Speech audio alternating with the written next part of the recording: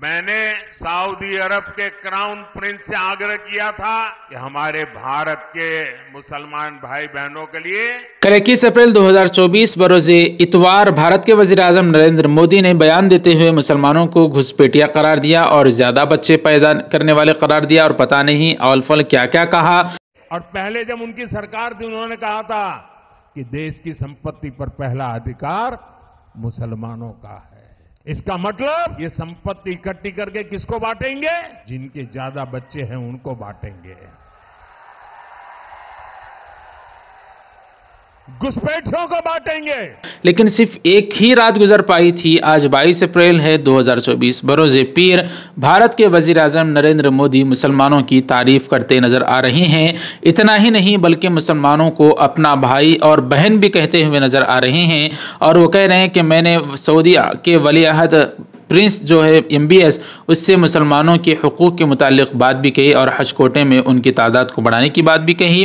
मैं चाहता हूं कि मुसलमान भाई जो ख़ास तौर पर पसमानदा मुसलमान हैं उनके हुकूक उनको मिल सकें, इस तरह से बात कर रहे हैं। पता नहीं नाज़रीन इकराम, और उनके उस बयान को जो उन्होंने मुसलमानों को घुसपैठिया करार दिया था, लोगों ने अरबों को भी टैग करना शुरू कर दिया था। ये देखो आपसे किस तरह से मिलते हैं और आप ही के मज़हब के मानने वालों को किस तरह से ये घुसपैठिया वगैरह करार देते हैं। तो हो सकता है अब उनको नज़र आ गया होगा और जो वोटिंग हो चुकी है उसके मुतालिक भी उनकी खबरें उन तक पहुंच गई होंगी कि आपका तो यहाँ पर सफाया नज़र आ रहा है। बहरहाल सुनिए आप हजरात इस पर क्या राय रखते हैं, कमेंट करके बताएं। मिलते हैं अगले वीडियो में। वीडियो लाइक कर दें, शेयर कर दें, नाज़रीन चैनल को सब्सक्राइब कर दें। अस्सलाम वालेकुम रहमतुल्लाहि व बरकातुहू।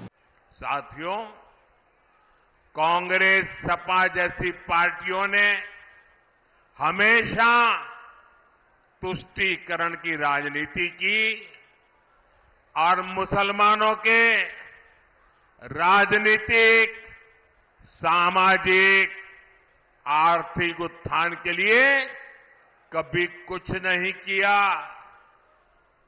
और जब मैं पसमानदा मुसलमानों की मुसीबत की चर्चा करता हूं तो इनके बाल खड़े हो जाते हैं, क्योंकि ये ऊपर के लोगों ने मलाई खाई है और ये पसमानदा मुसलमानों को भी उसी हालत में जीने के लिए इन लोगों ने मजबूर कर दिया है।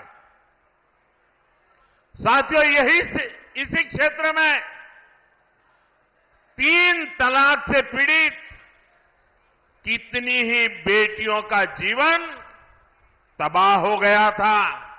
और सिर्फ बेटियों का नहीं, और 3 तलाक के कारण मुसीबत में आई उस बेटी, उसके पिता, भाई, परिवार सब परेशान हो जाते थे। अब मोदी ने 3 तलाक के खिलाफ कानून बनाकर उनका जीवन भी सुरक्षित किया है।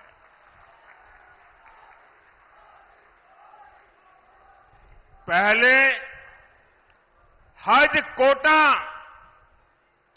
कम होने की वजह से कितनी मारामारी होती थी, उसमें भी रिश्वतखोरी चलती थी और ज्यादातर रसूखदार लोग ही हज जाने का मौका पाते थे।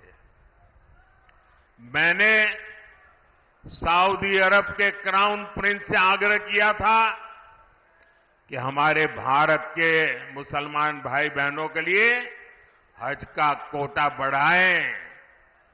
आज न सिर्फ भारत का हज का कोटा बढ़ा है, बल्कि वीजा नियमों को भी आसान बनाया गया है।